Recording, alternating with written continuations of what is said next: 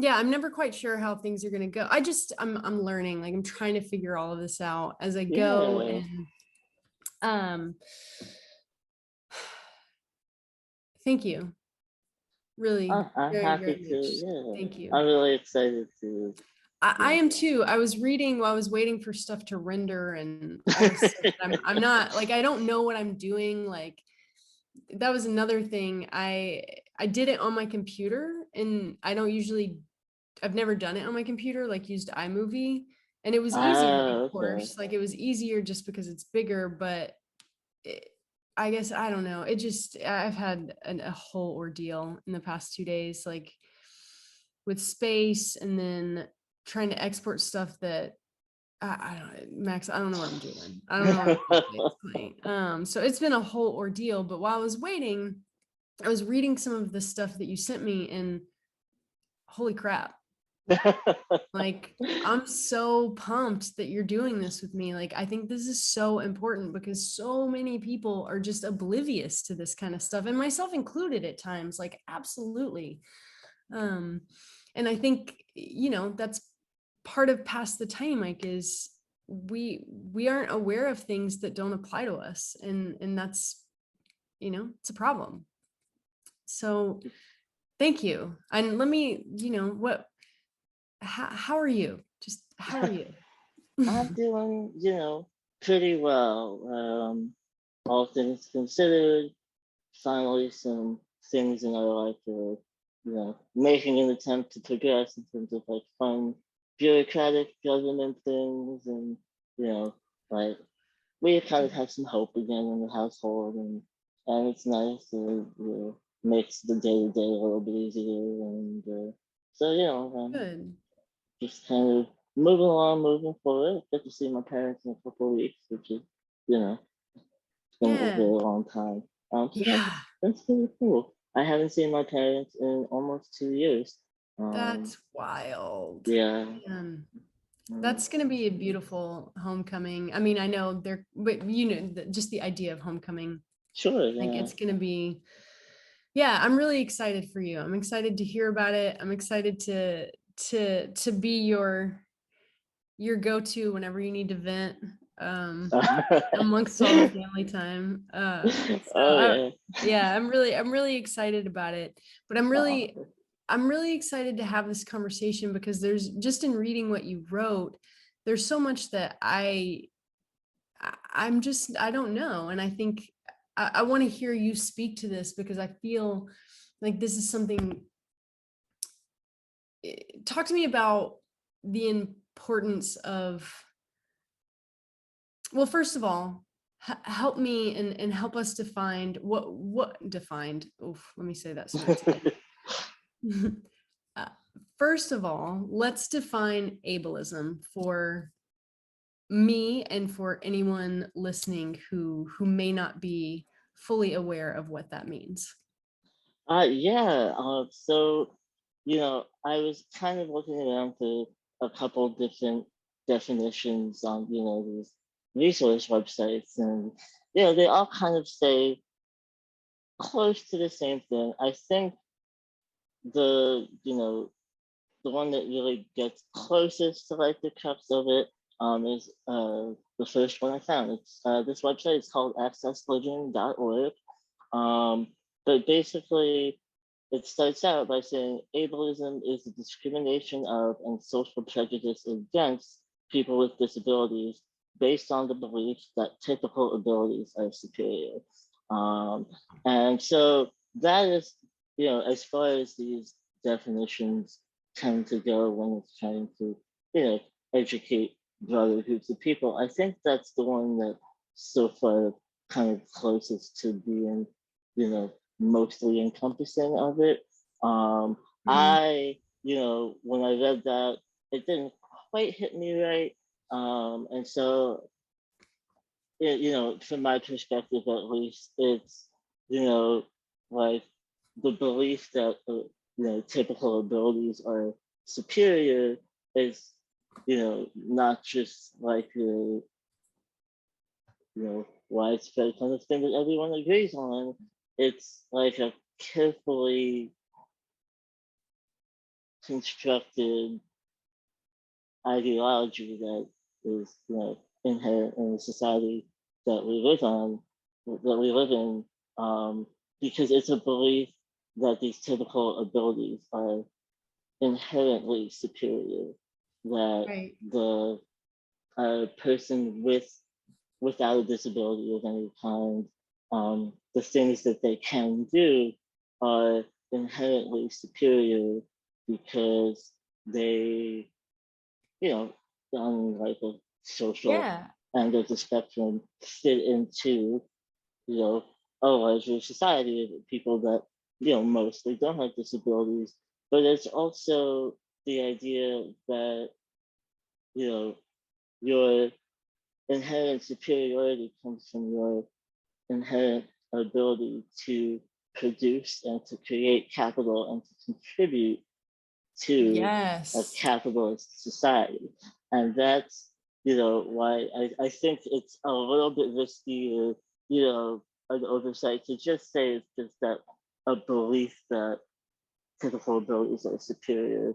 It's that it's the belief that they're inherently superior. Like you're by virtue of your birth, your ability to produce more capital in however you want to view Right. that term makes you a superior or in a lot of cases a more whole and complete human being.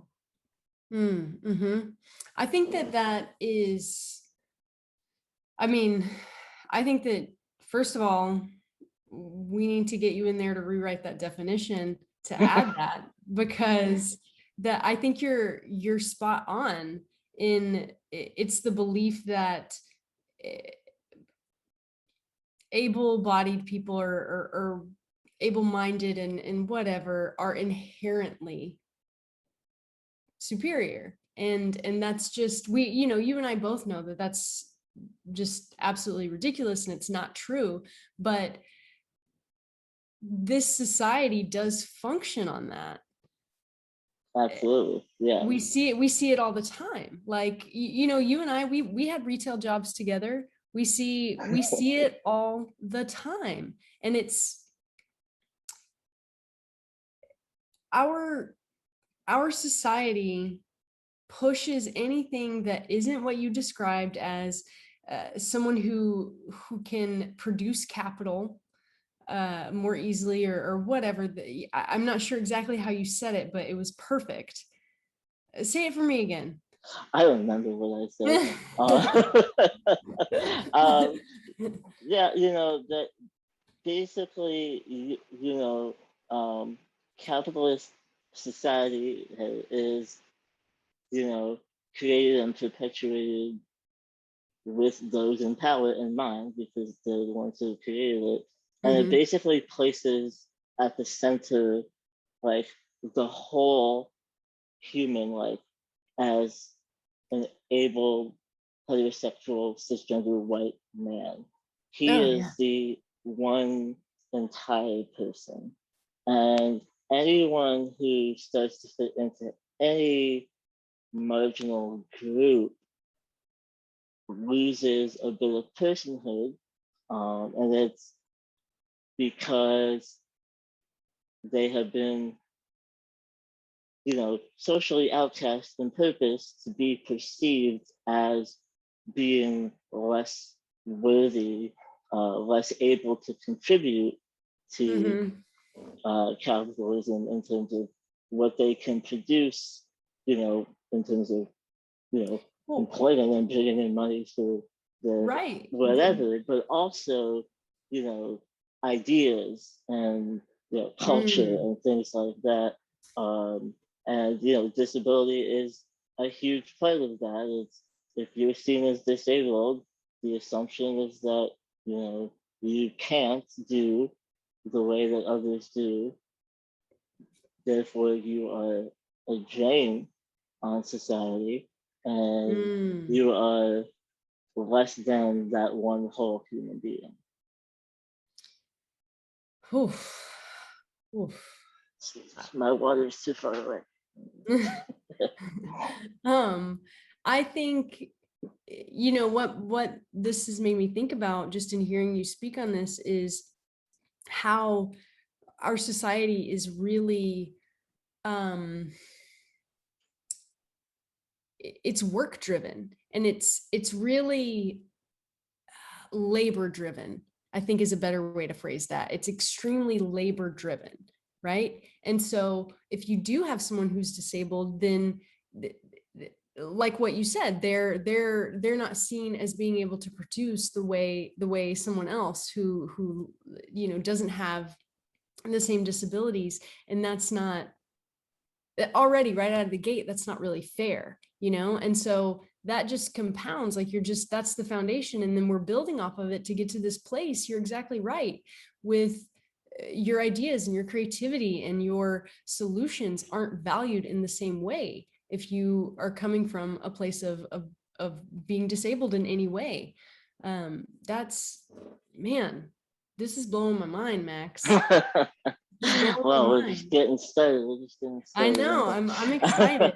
I want to I want to yeah, I definitely want to hear about your experience specifically, because I know you have a unique perspective that most of us don't, if I'm being quite honest. And I think that that perspective should be amplified and heard, and I want to hear it. So please take this tiny Sure. mic from me. Okay. Yeah. Let's see where even to begin. You know, the definition that we started out with, even with the modification that I suggested, is still such a small part of what ableism actually looks like. Um, and you know, I think people who are working to dismantle and to disrupt all of these, you know, overlapping oppressions that occur in these communities that are trying to speak out and call something racist, to call something sexist, to call something ableist, are being met with such backlash, you know, for tons of reasons. And a lot of those reasons is that lots of people are just assholes and like things the way they are.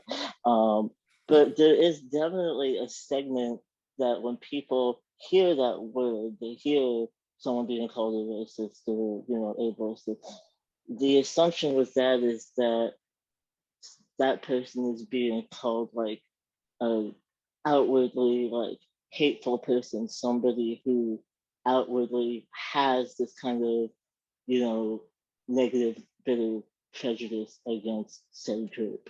Mm, But the whole pervading, you know, parts of basically any of these, you know, oppressions that are happening to whatever minority group you're talking about is that, you know, it's built into the structure of everyday life, from the most like metaphysical to the most physical, mm, concrete version of that word.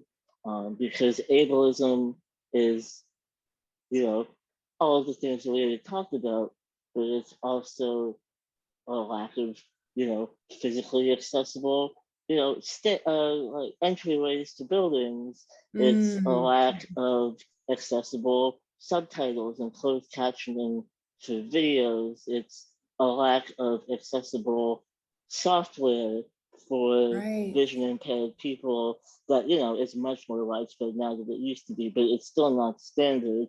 There's still so much you know, so much content that's created without disabled people in mind. Right. And that was the other thing. It was the same website, accessliving.org, you know, really hit even better than the definition, which is the world wasn't built with people with disabilities in mind. And because of that, the world we live in is inherently ableist. Mm-hmm. And Mm-hmm. so, you know, if we want to talk about how that affects my life, it affects it in every single way. Mm-hmm. There's no, there's no part of my life that has been safe from the rest of the world because that's what it is. It's how every single thing is structured. Um, And and yeah, sorry. Yeah. no, no. And how much harder it must be, all of the things that I take for granted and most of us take for granted,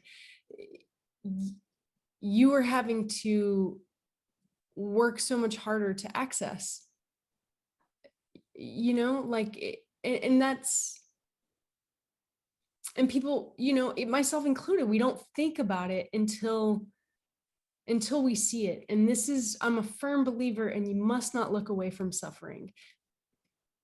You just can't. Because when you do, you lose the light. But that's neither here nor there. I'm getting fired up. Okay. I think it's really, tell me, when did you know you were different? Wow.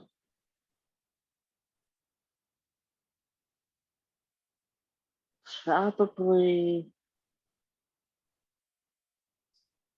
I mean, it's a strange thing to internalize because I am my physical disability is congenital. I was born Mhm. with it, and so I think you know I started to be, I guess, at least become aware in like a conscious cognitive way, probably in preschool when I was spending, extended amounts of time around other kids who, Mhm. is like, it becomes pretty obvious pretty quickly when you're in a room of kids and everyone's like pointing at you and asking about you and staring. Oh, But that's, you know, it wasn't limited to school. It happened before preschool. Um, but that I think because it's such a different social situation is when I think I probably became kind of more acutely aware. mhm. Um, but it's uh, kind of a deceptively complex question because I mean awareness has so many levels. Yeah. But that like I think that's the at least the basis for it, the kind of beginning at least is Mhm. preschool being around other kids a lot. Yeah. I'm going to, sorry, I'm going to open my phone and I want to look at some of this stuff. Uh, where are you, Max? That you sent me earlier so that we can Yeah, yeah. talk about some of this stuff. Because,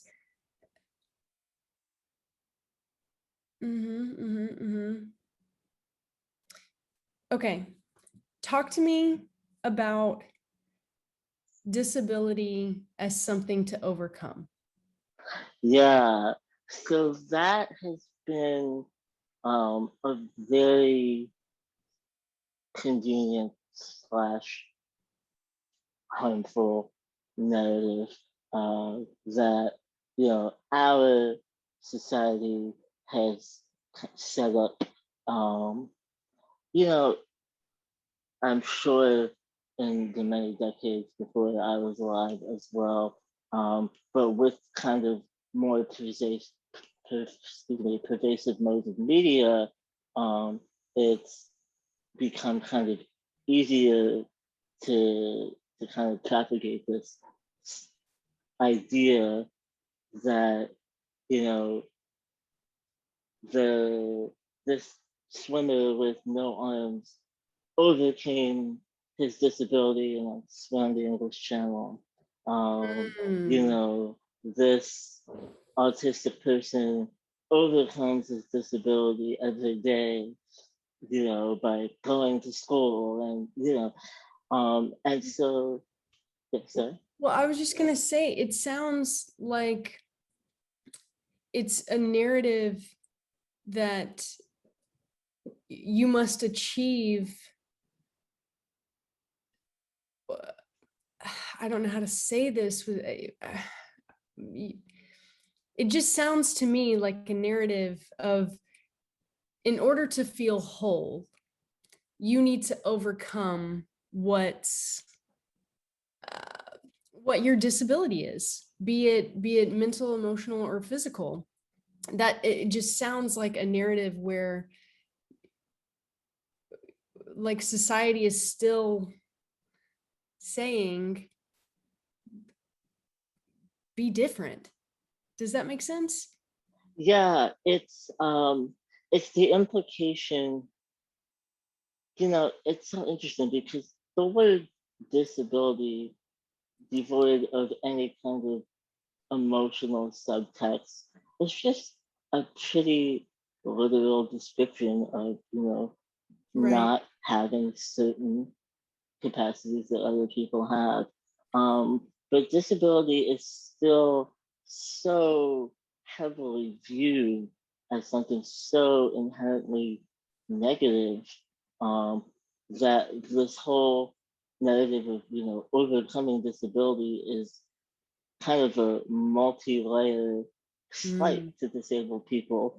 Like on one layer, it's yes, your disability is something undesirable, and in order to be more like us, we're applauding you for overcoming it, for doing things anyhow, like in spite of your disability. And the word overcoming makes it seem like disability is itself the obstacle.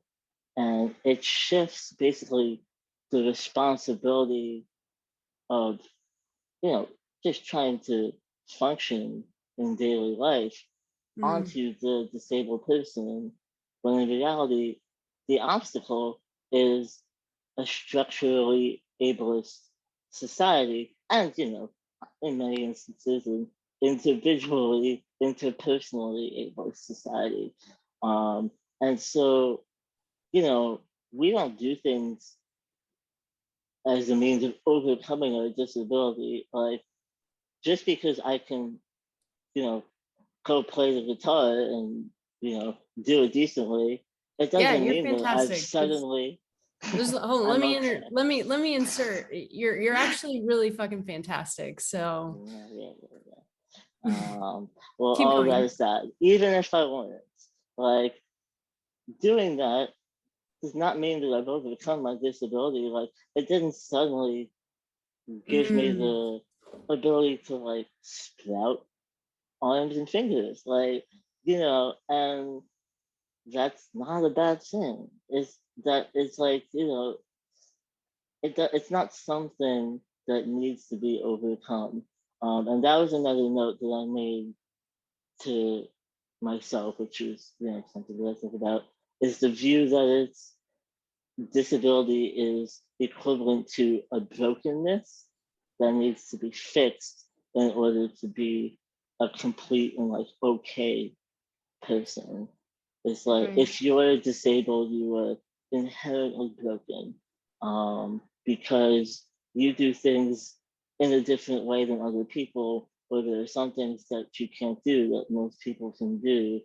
That is a flaw of your humanity, and it's not a flaw that you've chosen per se, but Mhm. it's, a flaw that makes you a little bit less in their eyes. And, whether they can consciously be aware of that or not is something different.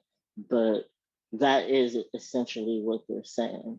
Right. And so when you say, oh, he overcame his disability and climbed a mountain, like, he didn't overcome his disability. He overcame the ableist obstacles that were in his way and did something that's like, yeah, okay, I'll write you that down. climb a mountain, like, you're pretty cool. But it's such a dangerous narrative that is so pervasive. And it kind of feeds into these two like tropes, these two ableist tropes that um, like 99% of disabled people are portrayed as one of these in media, in social media, like memes and things. Yeah, am I Oh yeah, hold on one second. I want to go back to something because I sure? really like this point. And then I do want to talk about that Yeah, 1,000%. But you said he didn't overcome his disability and climb a mountain. He he oh, overcame structurally ableist obstacles. ableist obstacles. That's boom. Like as Oprah would say, that is a tweetable. Okay. And I love me some Oprah. I feel like Oprah would approve. That is really important. I really, really, really, really love that point, Max, because he didn't overcome, he, she, they didn't overcome their disability and climb a mountain. They overcame structurally ableist obstacles. Yeah. Fuck yes. That I love that. I just wanted to highlight that really quickly. And I also wrote it down so that I can remember. Um, because I think what you said was, if you just looking at the word disability as it is, it's a really simple, pragmatic, like practical word. But we layer all of this emotion onto it, and and, and I think that that's okay in a lot of ways, because having emotion tied to things, it does make us a little bit more aware when we choose to engage. It's just most of us don't choose to engage because we don't have to, because Yeah. we live in a different reality. And I think, I mean, I said it on my Pass the Tiny Mic with Haven, like that's literally the fucking problem. Yeah. But I don't know. I just really love that point, in that. Okay, it'll come to me exactly how I want to say what I'm trying to say. It's gonna take me a minute, but you were moving in the direction of talking about how the two ways that disability is portrayed in media. Yes. Please. Yeah. So there are the two most common tropes that you'll see news. Like it's not just fictionalized scripted things. It's often news stories. Mm, Biographical accounts of people, and those are the super clip, which is a play on the word cripple that people of that genre, physical disability, have reclaimed that word.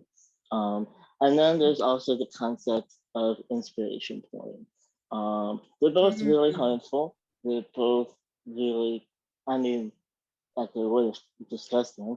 But they're so common, and they're basically both designed and scripted to be consumable by the non-disabled public as a way to make themselves feel better. And mm, it's all means to that end, to be consumable, to be like you know something that they can take in.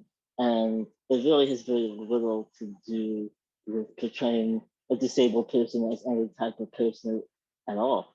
Um, mm, so you have the super cook, which is a disabled person that achieves some kind of like, you know, what we would consider an impressive feat, something that most able people wouldn't do. Like we said, like climbing a mountain, climbing Everest, right. like Mm-hmm. things that take work to get to, take skill, take training, take practice. Mm-hmm. Um, and then that is the outcome. And with that, the work, the training, the practice, the skill, all of that is generally swept under the rug of the story because the Right. focus is on the actual end goal of this disabled person overcoming their disability and doing Mm, something phenomenal like that. And whether it's said explicitly or not in these types of stories of, portrayals, there's always the implicit question to the abled audience of like, well, what's your excuse? You know, mm. That and is heavy. it's very heavy and it's very multi-layered. And I love getting into all of the layers of, the constructions of laziness that we have in society. But pushing all of that aside, it's taken all of the humanity away from this person Person. and using it as like, you know, a Motivation or tool. yeah, fuel. Like it's like there's something motivation or fuel or something to spark the able. Yeah. That's Uh yeah. wow. It's gross. It's gross. And Wow, it's that is gross. yeah, and it's so common.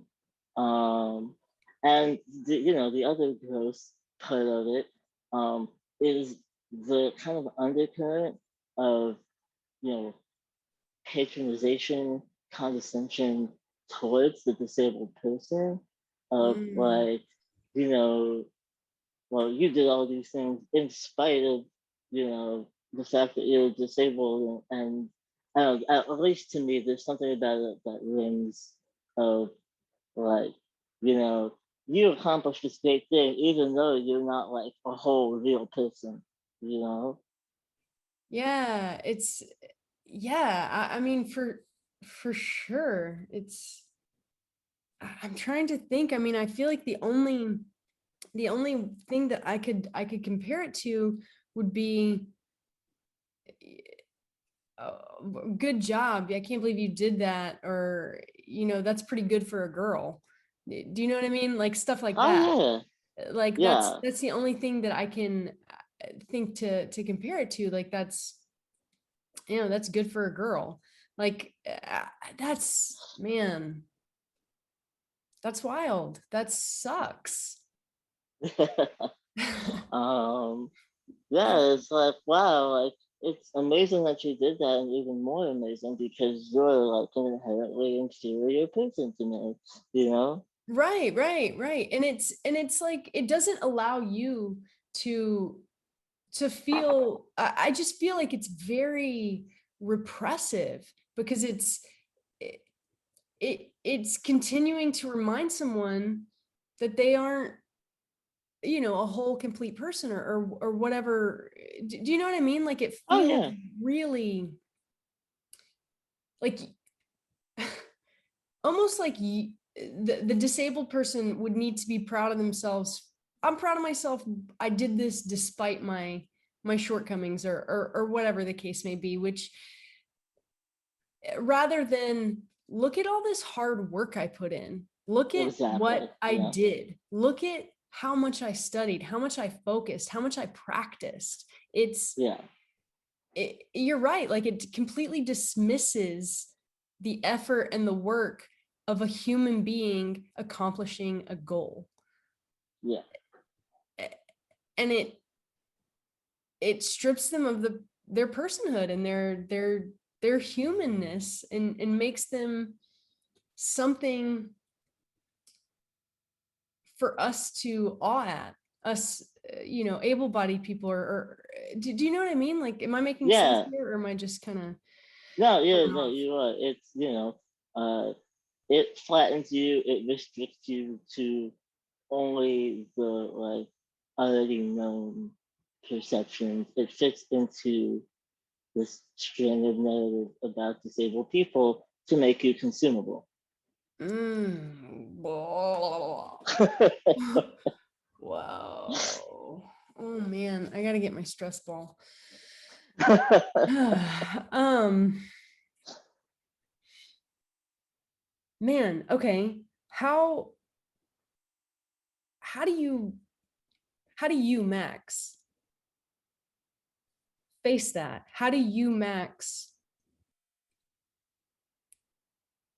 stand against that or cope with that? um, that's a good question. Because okay, so for most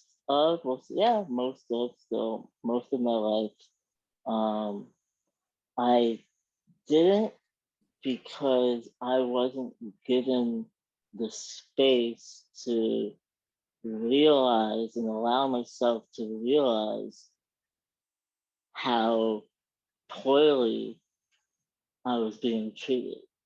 Mm, Because so this is something else that I was also getting into thinking about.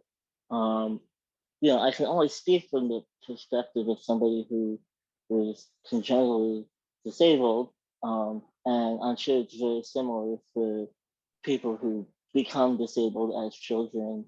I'm mhm, not sure, beyond that about how things change if you become disabled later in life. I can't speak to that, but congenitally disabled people, people who are grow up and begin childhood as disabled, we internalize very early on and continuously throughout our development that we're not entitled to any sense of boundaries, of personal mm, boundaries.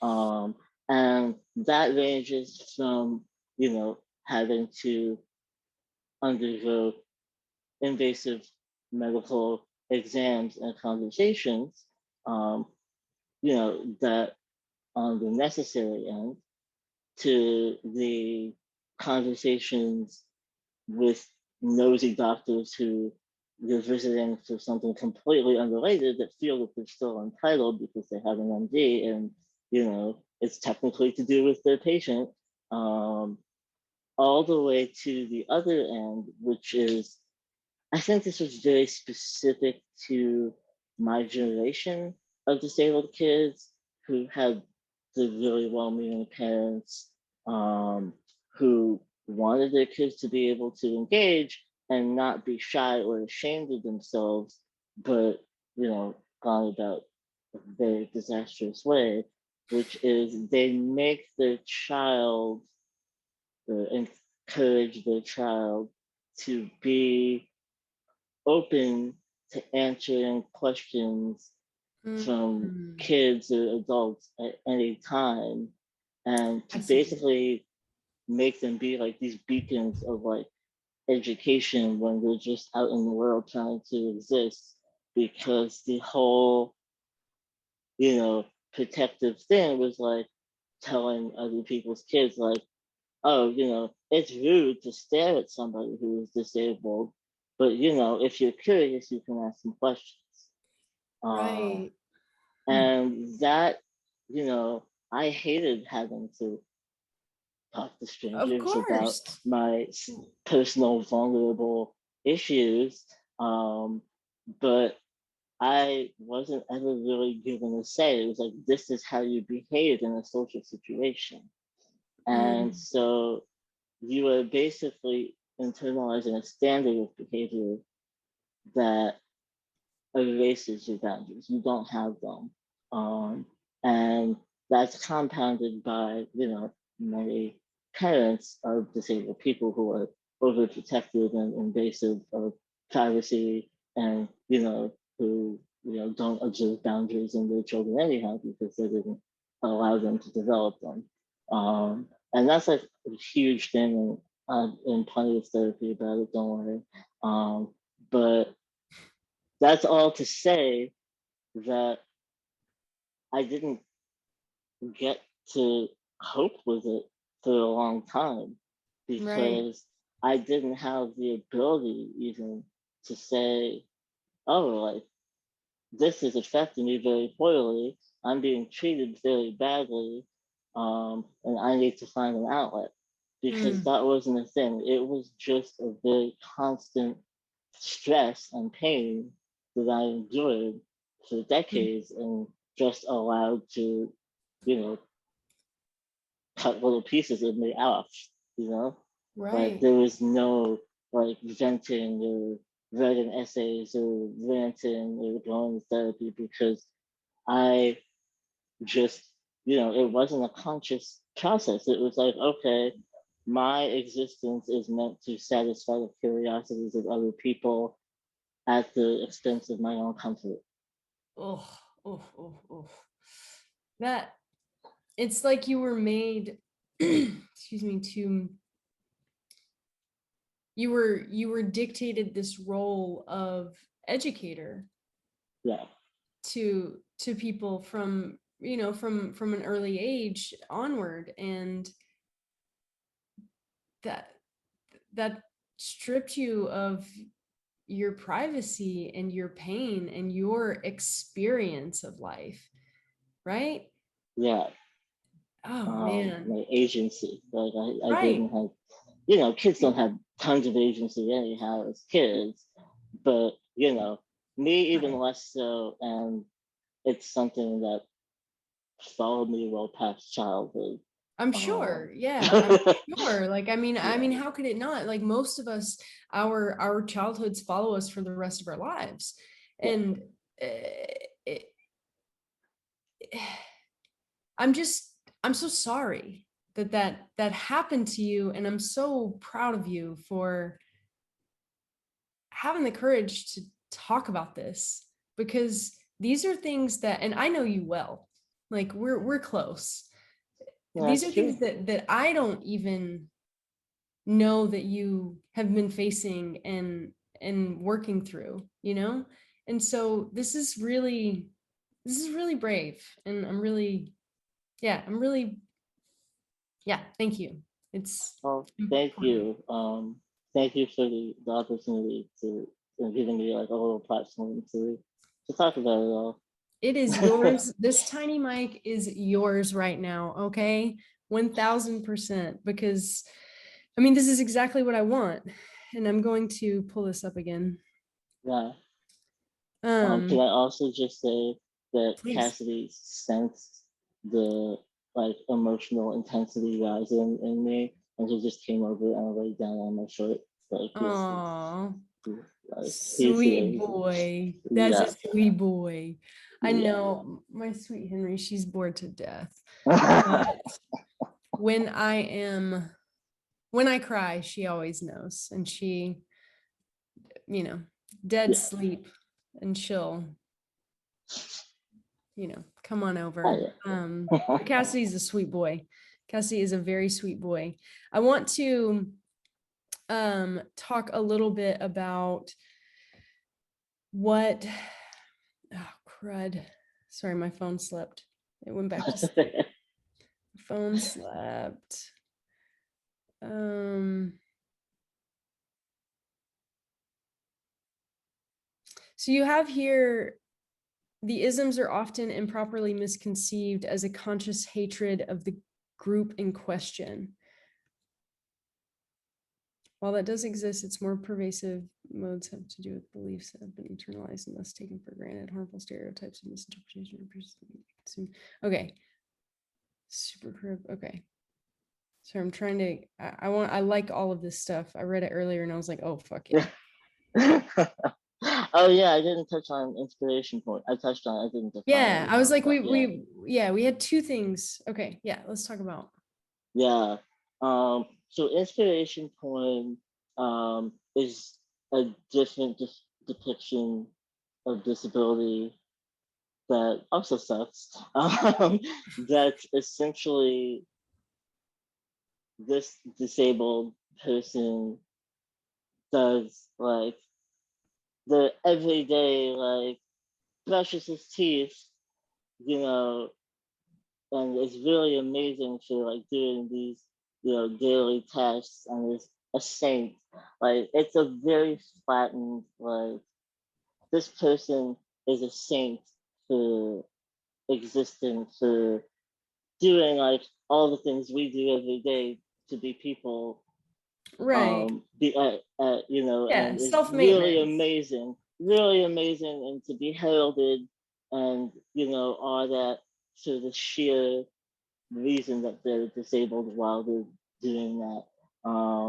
It's basically like lauding somebody for existing while disabled. Say that Um, one more time. it is lauding somebody for existing while disabled. Allotting someone. Is that what you said? Lauding, like praising, you know. Oh, lauding. Okay. Yeah. Okay. Lauding someone. I see what you're saying. Sorry, I don't hear that word very often, Max. I apologize. I don't say that letter very well. No, Because that's such a great way to say it though. Like lauding someone for existing. yeah, That's wild. Holy yeah. shit. And again, you know, it's designed for the consumption of the able person to, like, you know, make them feel good. It, And it you know, so it makes me feel good inside because you know I can think these positive things about that, like disgusting, abhorrent person, but you know, look how positive about it I'm being. I'm calling them a saint because you know I know that I'm right. supposed to be like welcoming a disability, and you know, even though it creeps me out, so I'm not going to actually put any work into questioning my beliefs. I'm just going to, you know, paint them as this, you know, flattened object to be beheld to make Mm, myself feel better. yeah. Fuck that. Fuck that. Yeah. I I think now, do you think that these things, inspiration porn and the first trope that we talked about, do you think that this stuff has arisen out of an effort to understand or to include or incorporate or integrate, and it's just gone the wrong way? Or I guess talk to me about how we can become more aware and more proactive. Yeah. So, you know, I will personally admit to not knowing the history of, you know, how media, you know, played a role in starting these types of tropes. Mm-hmm. Um, but you know, I can tell you that it's, you know, it's not really a past thing, it's a present thing. But in larger numbers, disabled people, no matter what the disability was, not that there's any disability that it's okay to do this with, would be locked away in an asylum, and abused until they die, basically. Oof. Um, and you know, when some parts of the cultural perspective on disability began to shift, and you know, there were efforts to say, hey, like, there's positive things about disabled people too. Mm, So, you know, if we focus on those, then maybe like less people will be likely to want to like lock them away and segregate them. So I'm sure you know there's positive intent in that, but it's the same positive intent, you know, where the road to hell paved with good intentions. It's yeah. um, positive intent from the wrong people, from people Mm-hmm. that don't actually want to understand. They just want to write the story. Right. Absolutely. And even just the idea of anybody who is disabled in any way, you lock them away in an asylum, and that just builds on itself. There's no options for them in normal society, or normal society quotes, to be productive in the ways that they want to be. Yeah. And so it's cyclical. Do you know what I mean? Like it just feels really cyclical. Like It sets there's them up for failure and further kind of yeah, isolation. Yeah. yeah. Um, And it just, yeah, I don't know, this is really super informative. I'm curious. Well, let me ask you, before I ask you another question, what other, from some of the stuff that you were looking into, what are important points in that? Because trust me, I'll edit this so it flows. Um, Gosh, yeah. I went pretty deep pretty fast because that's, you know, typing, trying to keep up with my brain. So it I ends hear up that. kind of all over the place. Um, let me see. Oh, I like this one. I think able people like to make themselves feel better by saying something nice about a disabled person. Yeah, that's what I was getting into before, like, talking about inspiration porn, or forget the pictures, like my personal experiences of like sitting in my university cafeteria, like eating a taco and having this guy stare at me for like a good 20 minutes before he finally like gathers the courage to come over and tell me how amazing I am for like eating a taco. It's like What the fuck? he's not doing that for me.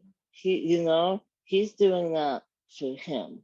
Mm, And I can't obviously speak to his exact motives, but that's not for my benefit.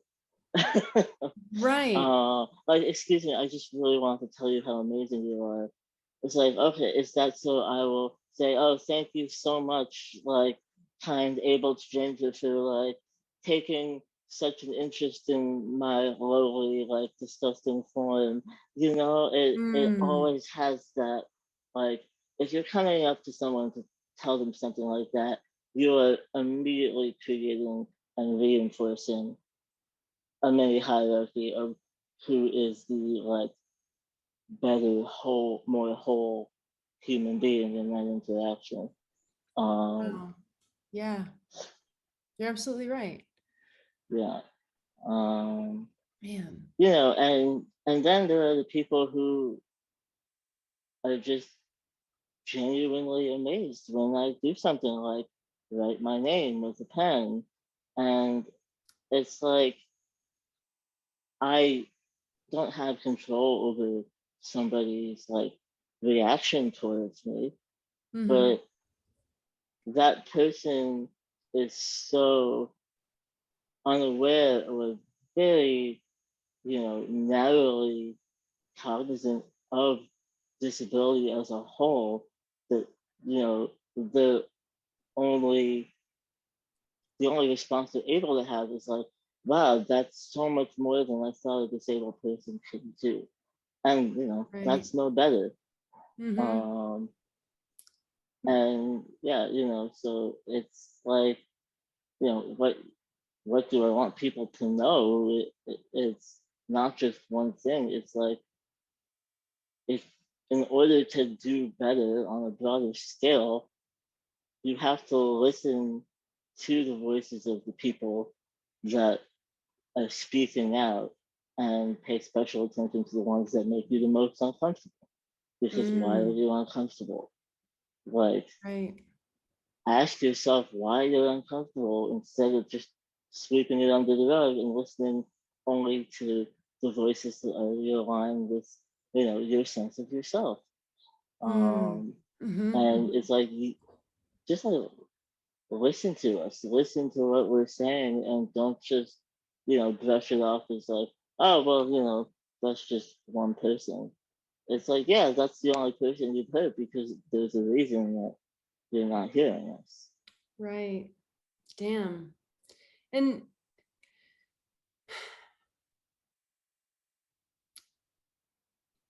you know, there's such a huge market for learning how to feel worthy, right? And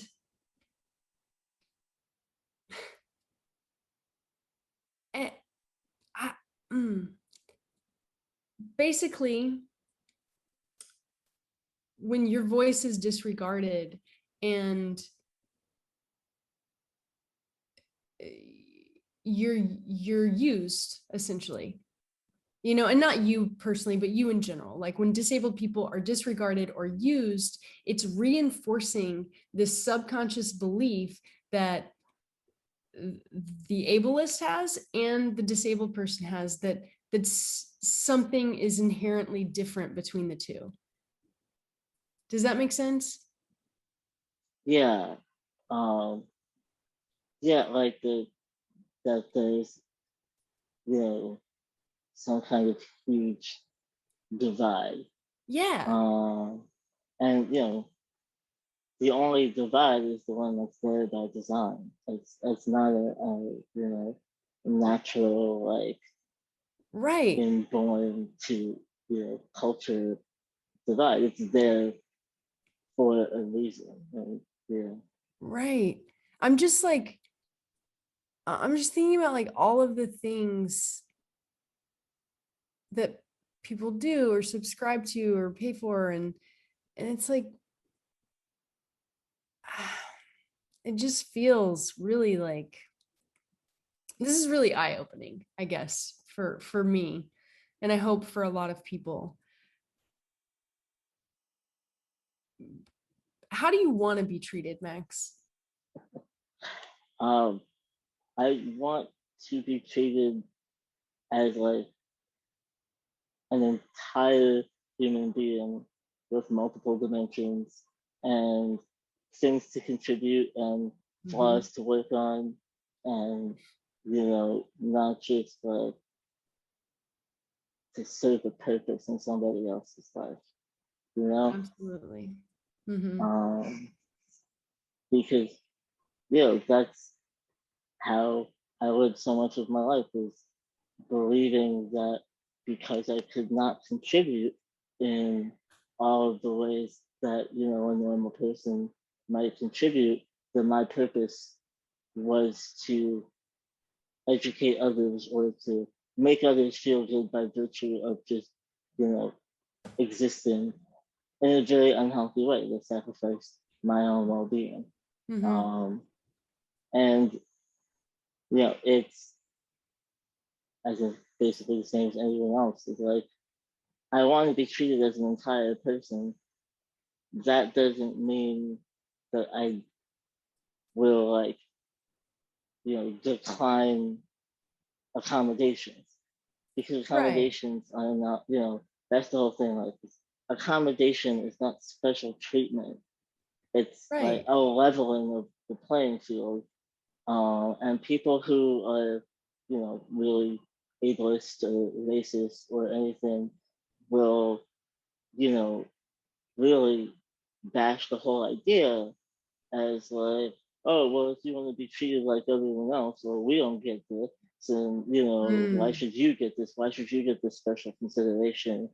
It's just like, well, it's only a special consideration because you have not granted me the same access that you have by by birth, Default. by default. um and so I want to be treated like a whole human being who has needs. These are some of my needs. And Mm-hmm. um I'm in a society that was not built to accommodate any of any type of disability specifically. And so Right. my road into that world is what evens the playing field. Right. That's damn. Mm.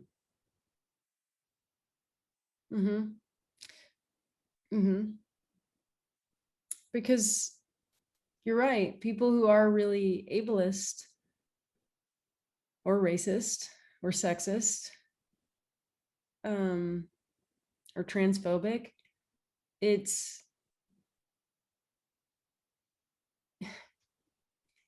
if you want to be equal, then you got to be treated like me. Does that make sense? Yeah. Yeah. And that's fucked up, Yeah. man. Mm. Yeah, that's exactly what it is. Mm-hmm. Because that person is saying, I'm the standard. Exactly. Yeah. And if you can't operate the same way as I can, you're not equal to me. And that's, Yeah. does that, I mean, is that, correct me if I'm not, if I'm not getting it right. I want to get it right. You're not, you're inferior to me, basically. And that is, you know, that is your flaw. It's not that is a flaw of our environment. Is that is your personal flaw that you cannot, function in the same way that I do. Damn. This is big talk in a good way, like a really good way. Oh yeah. I like this here. Let's talk about the language of ableism and white supremacy. Whew. Okay, got another few hours. I know, right? I'm sorry. I love this note that you made here, and yeah. Yeah, it's really funny because I've been working now on and off for probably 7 to 8 months on a piece that discusses just this, just the role of ableism in upholding white supremacy. And last week on one of my mailing lists, I got an email from I think it's a Chicago-based organization that works for racial justice, specifically in Chicago. And someone that I really like is giving a talk on this topic.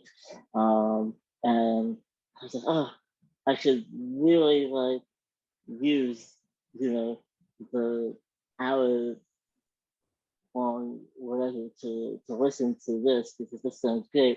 But also, I was beaten to the punch. Like someone else did it already. No. I'm gonna be real with you because it's not someone else that's beating you to the punch. It's you joining. Yeah. And I'm for that. That's what I'm all about because there's more of us who believe in these things and who have to propel them forward. Yeah. That's Oh that's yeah. the only way. So I want to see this piece, Max. God, me too. I can yeah. relate to that comment. Yeah. That sentiment. No, it's. I mean, that's the absolute truth too, and it's me joining in a way that it's try to be some humility involved here because it's not like I coined the phrase. It's not like I coined the idea. It's something that I can speak to from experience of seeing. So the premise slash thesis of what I'm writing states that white supremacy is built on, perpetuated by, and cannot exist without ableism. And it's super layered, in many, many facets to that argument. But one of them that I come back to often, just in my own thoughts and experience, is the language of ableism, because the language of ableism is so pervasive and so normalized and accepted in a way where slurs towards other marginalized groups. Racial slurs are, at least in most social sectors, like Mhm. looked down upon. Yeah. Some people out there that are okay with them. But the language of ableism is so normalized And what that, is can you give me an example of what the language of ableism is so that yeah, we can be aware of it? yeah. I'm not even talking specifically about like the R word, but there Mm, are a lot of, you know, groups mhm. now working to kind of remove that from our collective vocabulary because, Yeah. um, you know, if these words are painful, but they also have a history behind them. And so when we're saying things like, crazy, insane, that thing is nuts, you know, those are words that were used to describe mentally ill people and people with Mm, mental mhm. disabilities. And it wasn't just a word that you would use to, like, you know, make fun of someone on the playground. These There were clinical words that crazy people were the people that you would lock up in the asylums. Right. I mean, I can think of many an example of, I mean, just recently I was speaking to someone and they were like, so and so is a psychopath. And I mean, I knew within the context of the conversation that obviously they meant that in a playful way and not a serious way, but it, I feel like that's what you're talking about, and how we normalize this language and thereby miss and overlook and continue to brush aside disabled. Yeah. And you know, the thing about it, that in itself is enough as an issue to want to be addressed.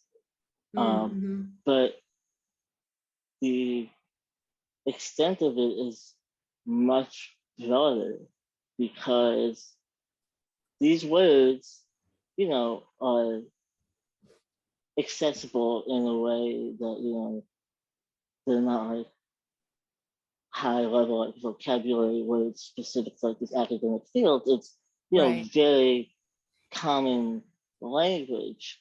Right. But even when you start kind of going up the tiers of like seeing words like unhinged, which, Mm-hmm.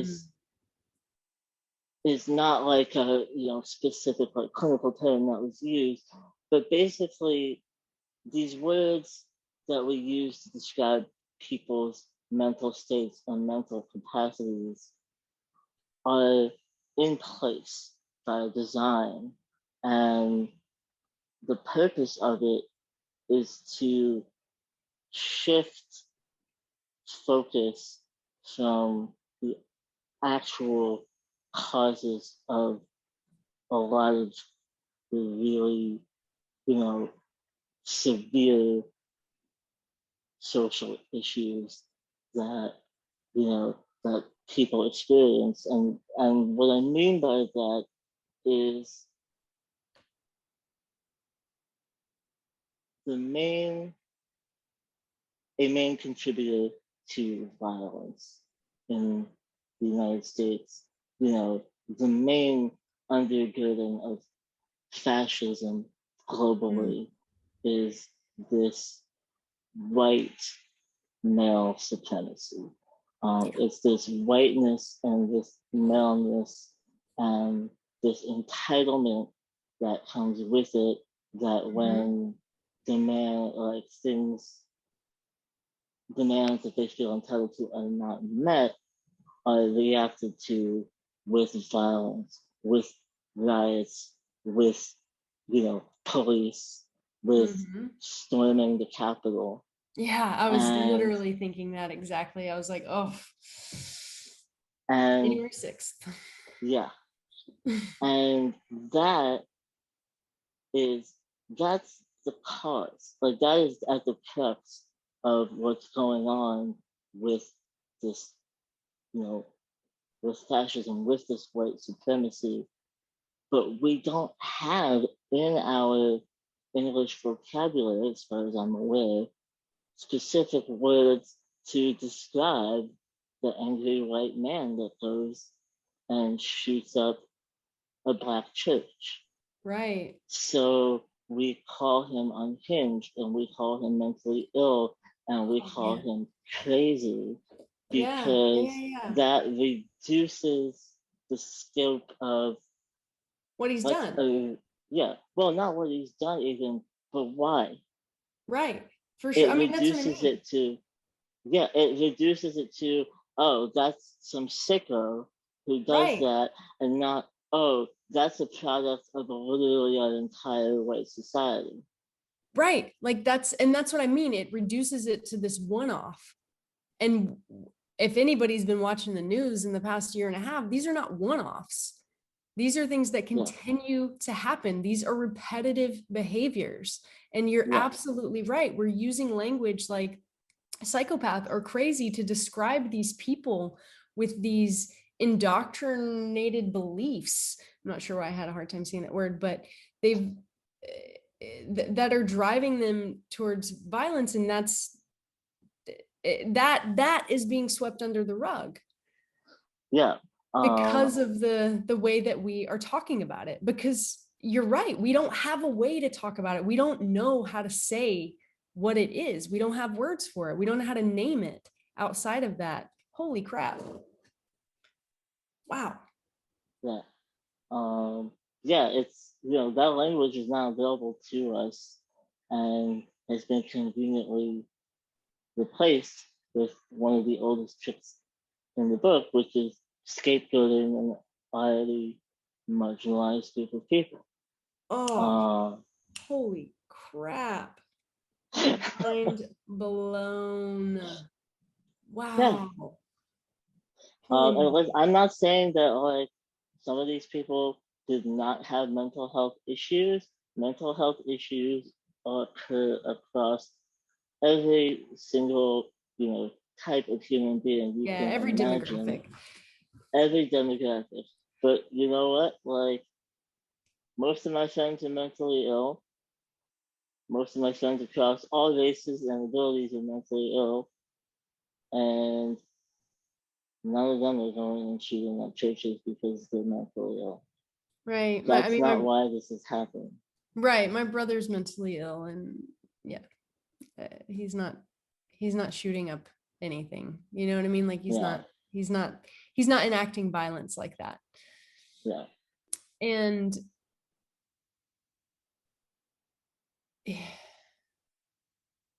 yeah, this is a larger problem.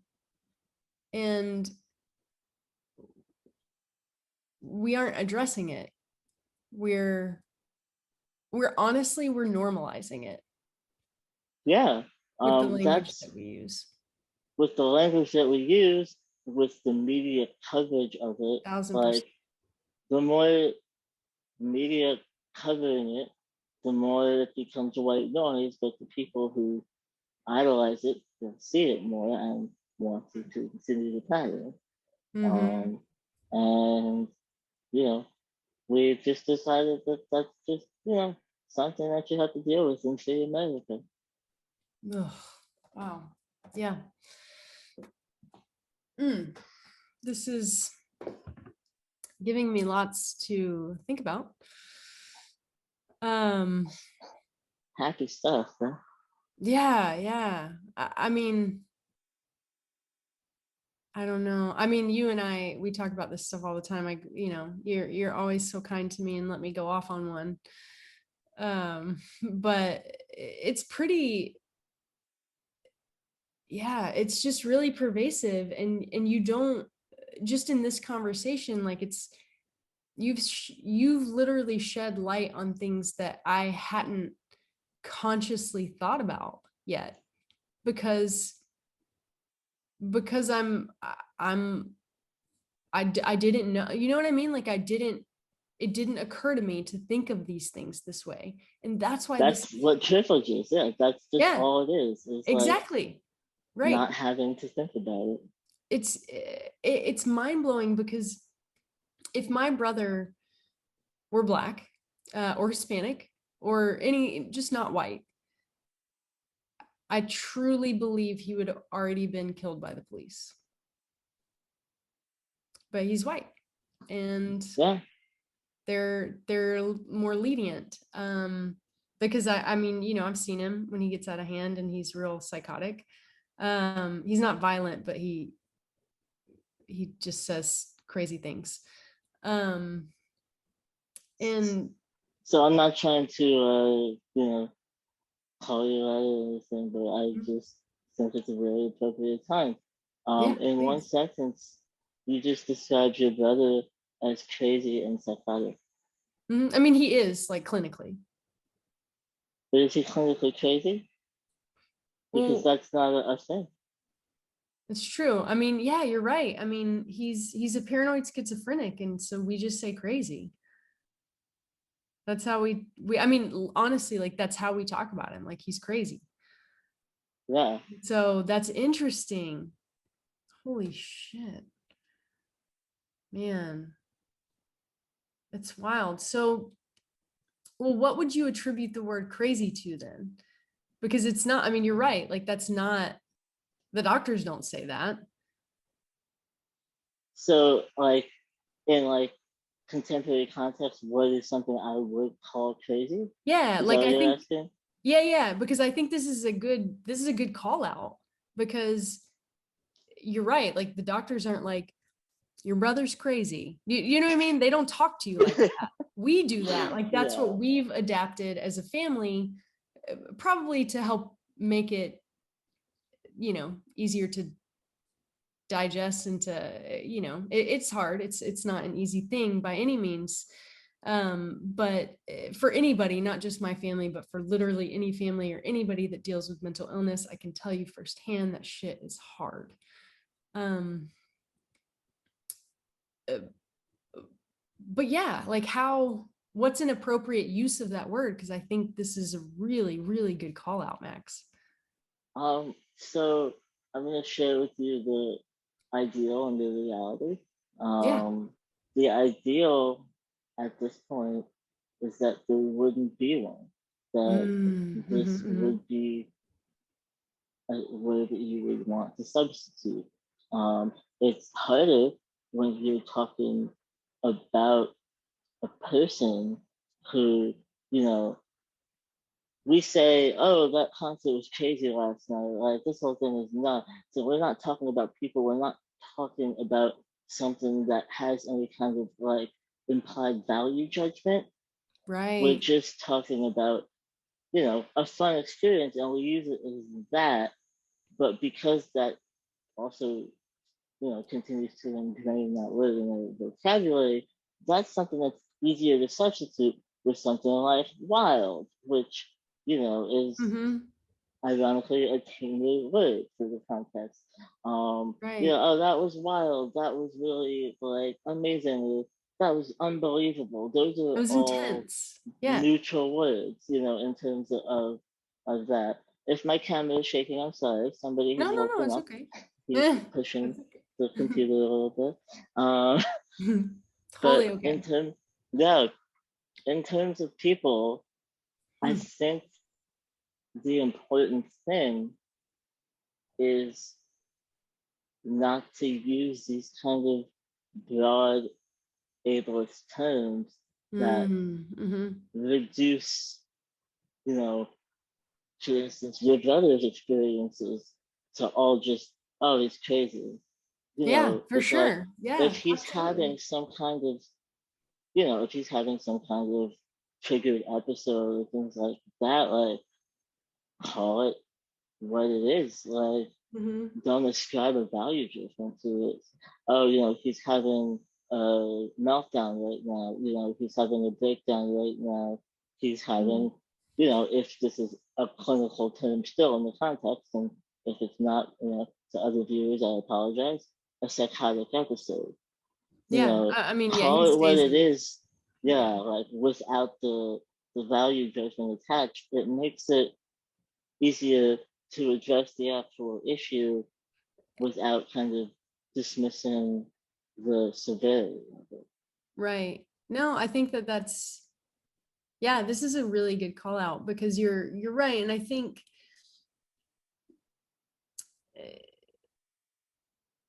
it it allows him, not allows him, that's not the right way to phrase it, but it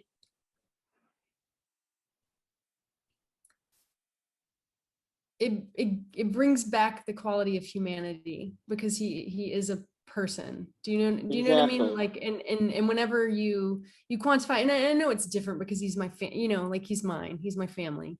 So I know it's a little different than if Joe Schmo on the street were to talk like that. It might upset me in a different way. But I hear what you're saying in that, like, we can't qualify that or quantify that, and we have to stop speaking that way in order to, we have to be the change, the famous quote, Exactly. we've got to be the change that we want to see. And I believe in that, and I think that's huge. And yeah, I love this lesson that you've just I'm shared. Like, this so is really glad. good. Yeah, Yeah. really, really good. Um, that makes me happy that it's, really grateful that I can share that to someone who listens. To not like, oh, it takes my word, like one, but like who cares Mhm. enough to like, you know, receive Just the information. yeah, and to see the effect and the ripple and what it's doing, because I mean, we can make any, I can make it personal in that, in interactions with other people, if they tell me that I'm crazy, that is a triggering thing because of what I associate it with, right? And it's become a triggering thing because we associate it with hard to accept, hard to understand mental illness in others. And Yeah, so it's got this dualistic, like, quality of, like, that was a crazy night versus he's crazy. Do you know what I mean? Like, there's this, and so it does become this triggering thing because I know culturally and without having to think about it what that means when someone is telling me they think I'm crazy. Does that yeah, make sense? And that's kind of fucked yeah. up. Um, damn. Whew. Yeah, we ran the gamut. We really did. Thank you so much for doing this. One one final, I guess, kind of question just to keep things clear and stuff. What what do you wish people knew about ableism or about the disabled community? Is that an I okay think thing to say, first of all? Hold on.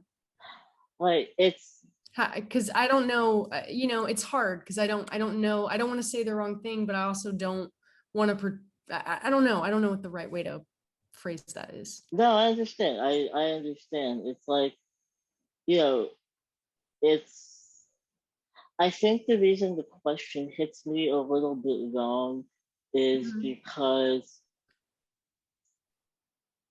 when you hear that asked in interviews, mostly on television, um, mhm, in the media, it's kind of looking for that one kind of byline, that like through line to the mhm, interview that they can tie up the whole thing in a nice little package and present it and like give you that sound bite and make you think that you've already seen the whole thing, but still make you want to watch it, you know? mhm. Yeah, yeah, Um, for sure. and so I think, like the answer is there's no one thing that I want people to know, because the disabled community is not monolithic. Like we couldn't agree on one thing if we tried, you know. Just like everybody, Yeah, none of us can agree. exactly. Yeah. So, you know, it's just like, I guess, Where do we just start? where you start is, I think, just what I said before is like, Mm, just like really actually listen. yep. And don't just say what you want to. I love that.